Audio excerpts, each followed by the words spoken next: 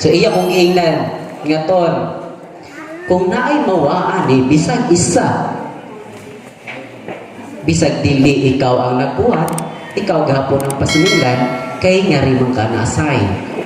Hinumdumin nito, kung kasaligan ka sa ginagmayng butang, kasaligan po ka sa dinagkong butang. Kung dili ka kasaligan sa ginagmayng butang, dili po ka kasaligan sa dinagkong butang. Now, to introduce our guest speaker of today's affair, may we call in Mr. Frank Ray Giomboy, teacher in charge of Pansagan Elementary School. A round of applause, please.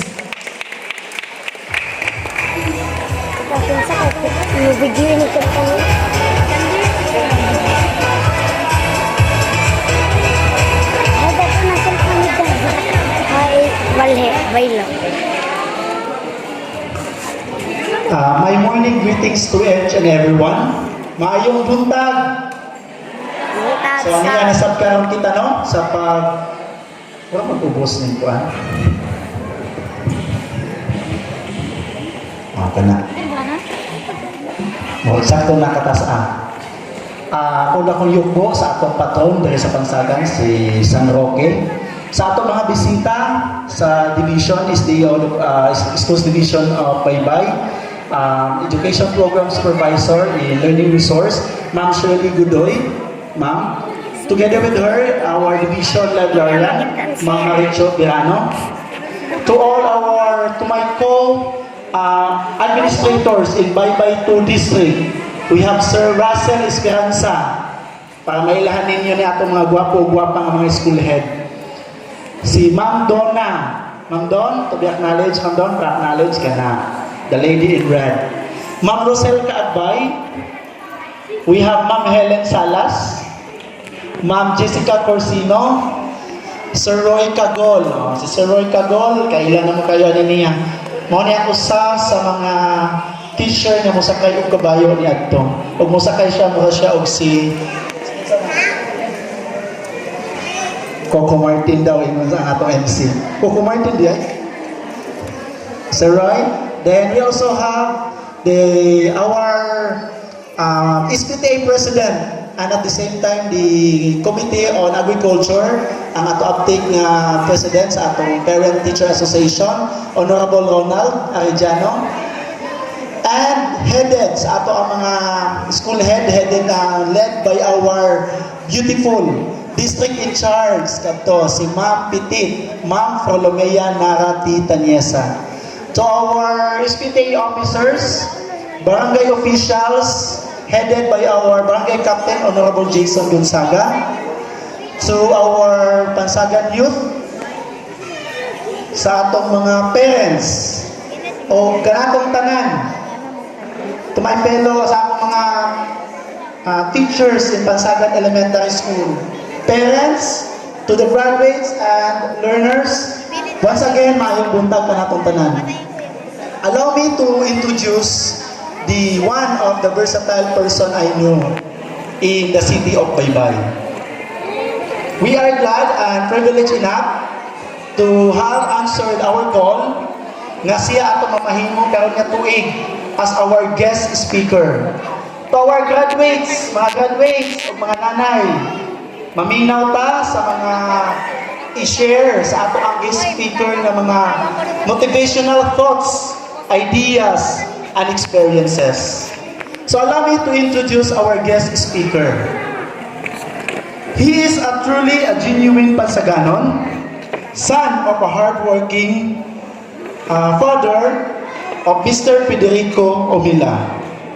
Together with her loving mother, naglingkod sa iyang gilid karon. We have si Nanay Esperanza, no? Giubanan dyan niya iya anak karon. So makita nato kung sa kalabing si Nanay Esperanza.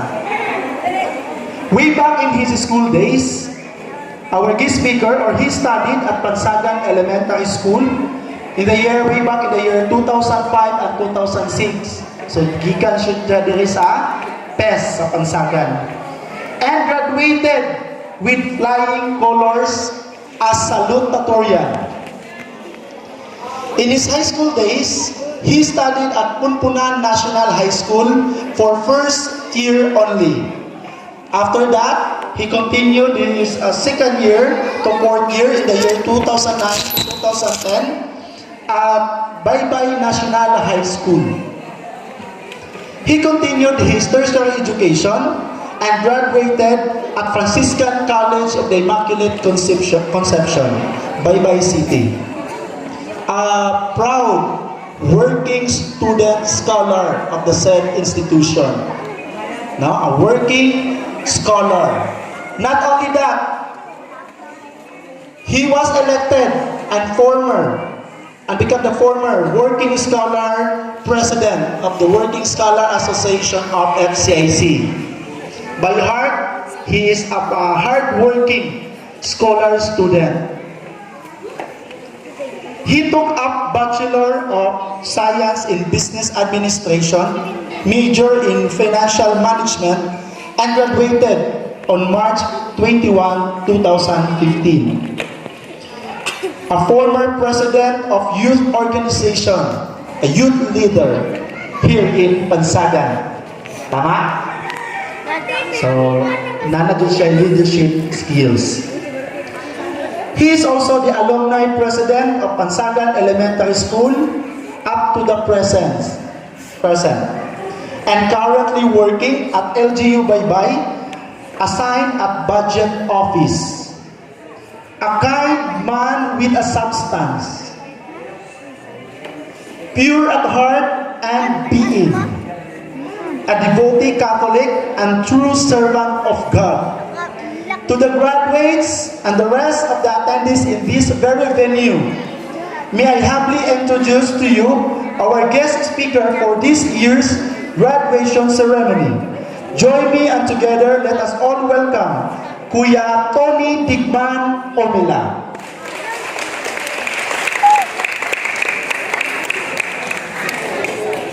Yung kasi ito naman si Kira din.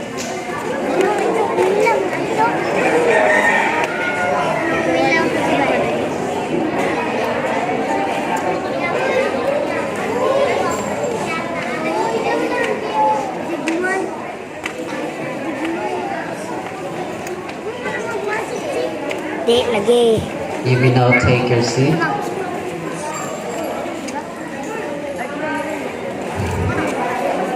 So sa dili pa ko magsugod sa akong istorya, ako sa tawagon ng akong supportive kaayo nga inahan. Nay, pareho ko na rin ay sa atubangan.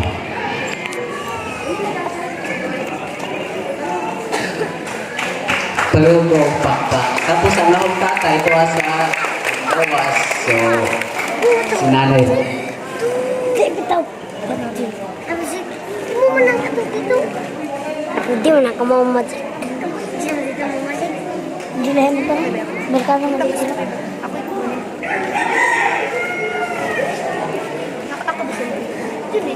So akong gitawag ang akong ginikanan, akong inahan kay na siya'y pakpen sa akong kalampusan sa akong pag-eskwela.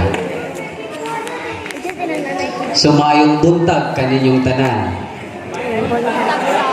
God is good all the time.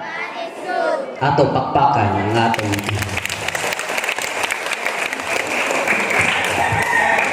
Nanaibog si Kira Tukan.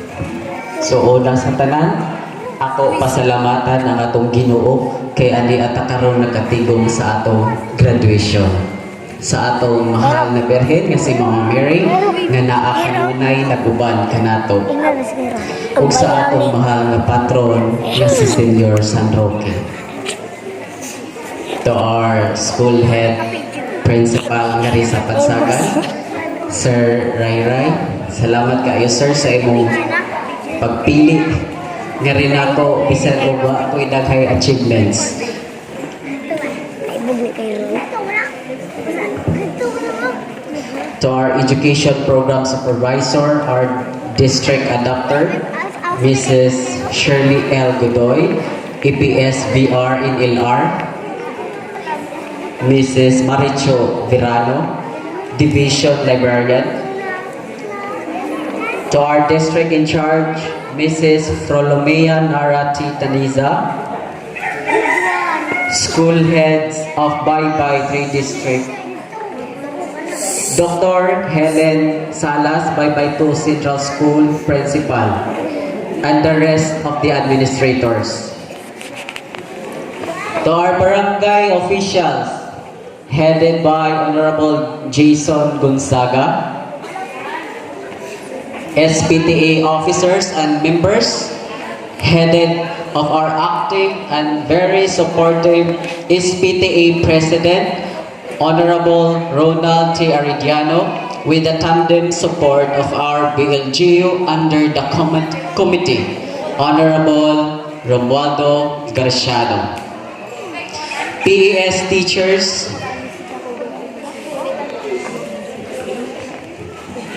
parents, graduates, maayong buntag kaninyong tanan. Mayroong tasa. Before I start, I would love to say first to the parents sa mga ginikanan o sa mga aming graduates karon, congratulations. You made it. Uy, tamit ato sa likod. So, nakakita mo nga akong gitawag ang akong inahan. So, dako siya kaayo og papel, of course, sa akong amahan, sa akong pamilya, nga nakahuman ko sa akong pag-eskwela. So, manghinaot ko, mga graduates, maghinginaot ko ninyo nga dapat na amoy himuon nga inspirasyon aron makahuman mo sa inyong pag-eskwela. Okay?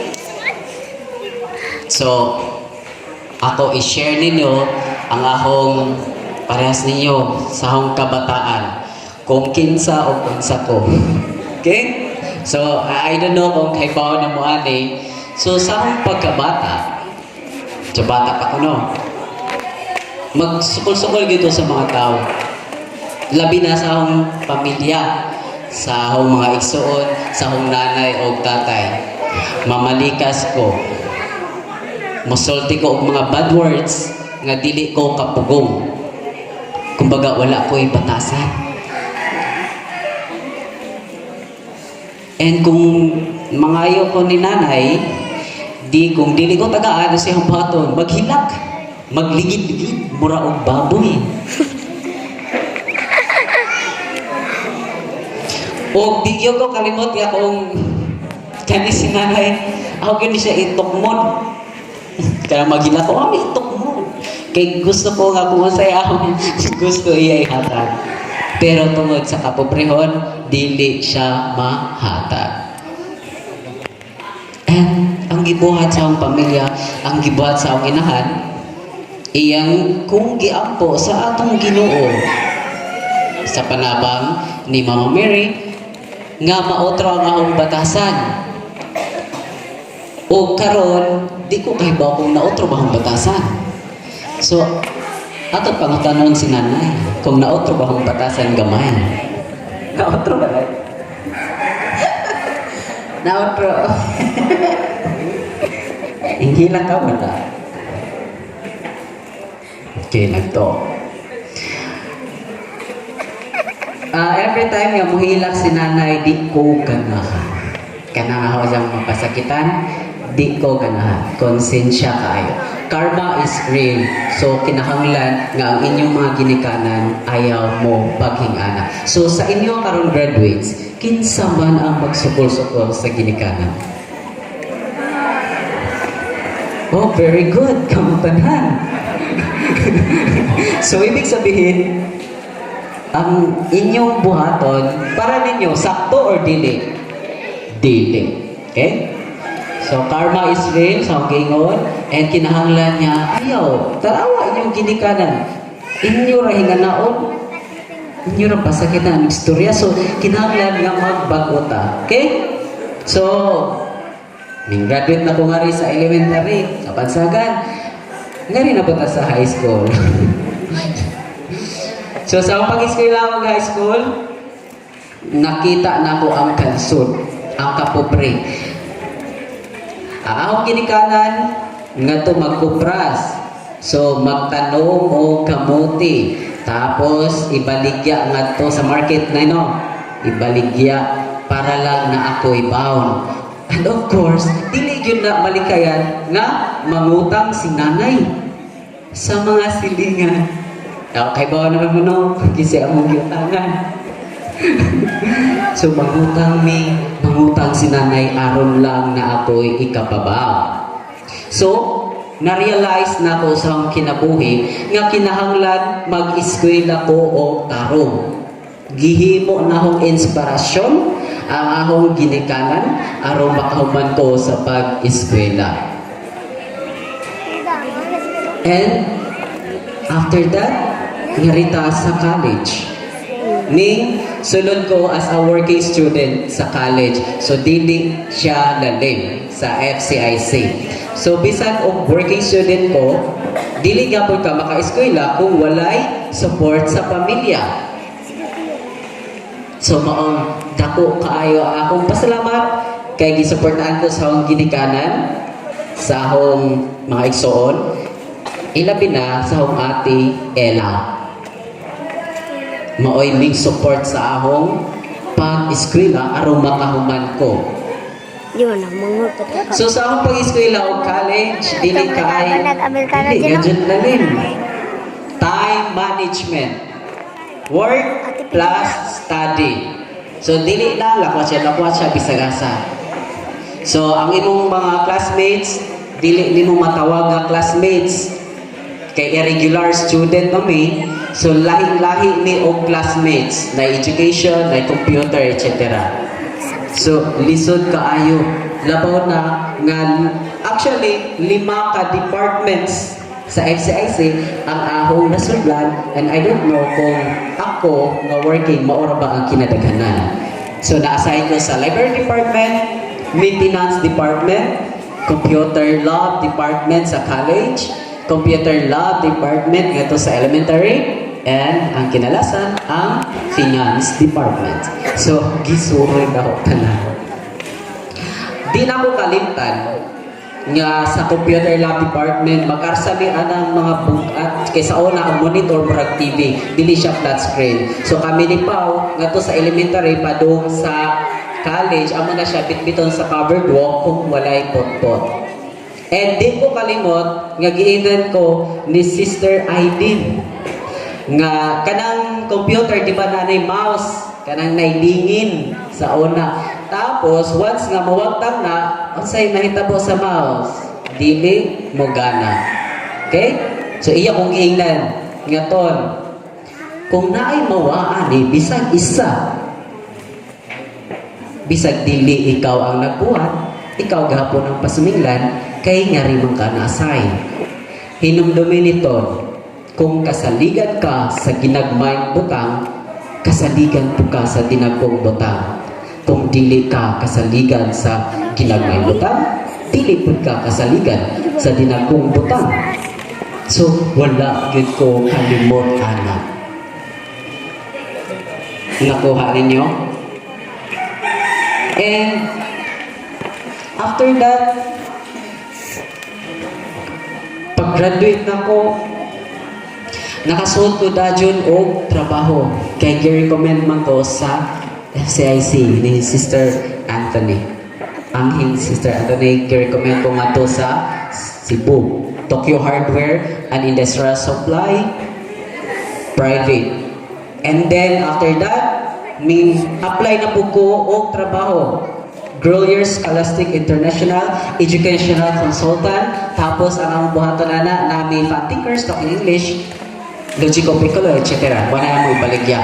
And ang ikatulo, karon nagtrabaho ko sa munisipyo. So, kining tanan nga nadawat ako, dili ini siya ako gikan, kung dili gikan sa Ginoo.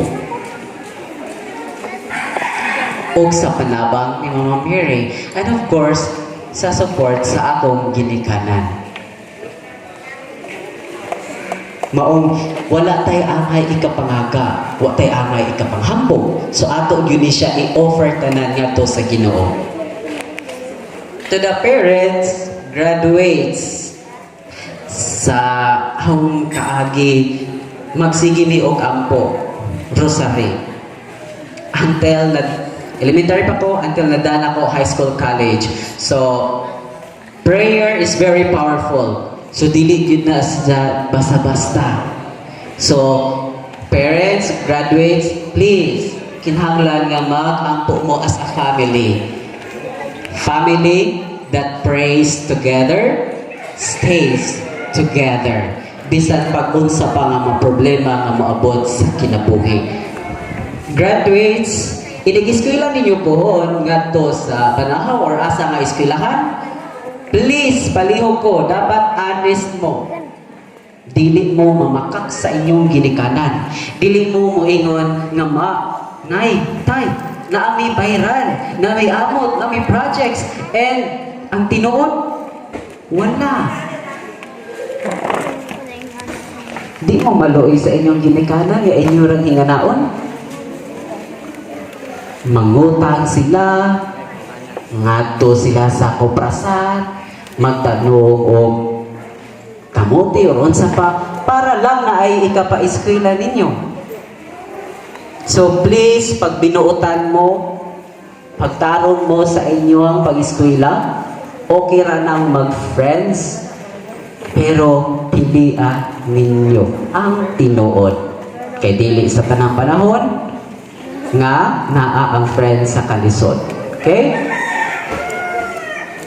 So, sa inyong pag-eskwela o high school, kung mo eskwela na mo o college pohon, and then makita ninyo nga ang inyong pamilya dili makasupport tungod sa financial problem, o sa inyong buhaton, working student.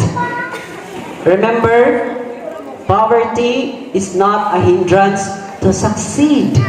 Dili na rason ang kapobrehon.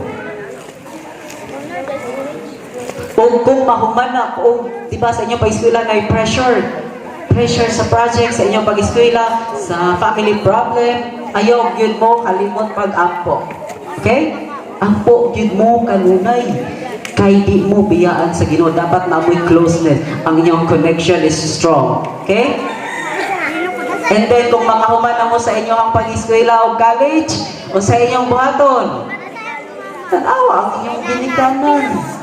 Kinahanglan nga, mutabang mo. Example, nag-working student ka, and then wala ka mutabang, kahit tungod kay wala katabang ang imong ginikanan. And then, kung nakahuman ka o eskwela, magsukol-sukol ka, pasakitan rin mo og sulti, kumbaga wala na kay batasan, hinumdumi kanunay, tanang achievements, tanang success, nga imong nakuha, wala na siya'y gamit kung hinganaon nimo ang imuhang ginikanan, ang imuhang pamilya, o ang imong isig kataw.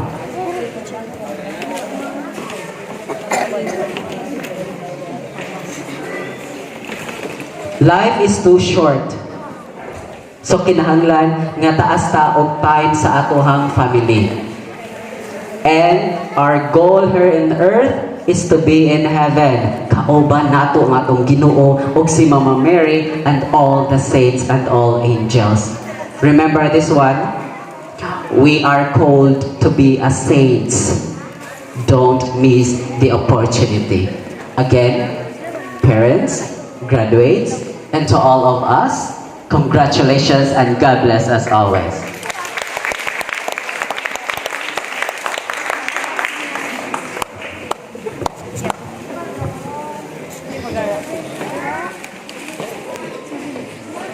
Thank you for that very inspiring message that will really touch the heart of our graduates. I was once a graduate here in Pansagan Elementary School and it really touched my feelings as well. So now let us take this opportunity to give appreciation to our guest speaker, to give the certificate of appreciation and token. May I request our beloved school head, Mr. Frank Ray Giumpoy, together with our SPTA President, Honorable Ronald T. Arellano, and Ma'am Prolomea Nara Titanyeza, District in charge of Baybay 2 District. Let me read the citation. Republic of the Philippines, Department of Education, Region 8, Eastern Visayas, Schools Division of Baybay City, Pansagan Elementary School, Baybay 2 District, present this certificate of recognition to Antonio D. Umila for his untiring support, dedication, and motivational thoughts shared to the graduates of 2023 as guest speaker during the conduct of graduation and moving up ceremonies with the theme K-12 graduates molded through a resilient educational foundation. Given this 12th day of July 2023 at Pansagan Covered Court, Barangay Pansagan, Baybay City, Leyte. Signed by Teacher in Charge, Frank Ray Giumpon. A round of applause, please.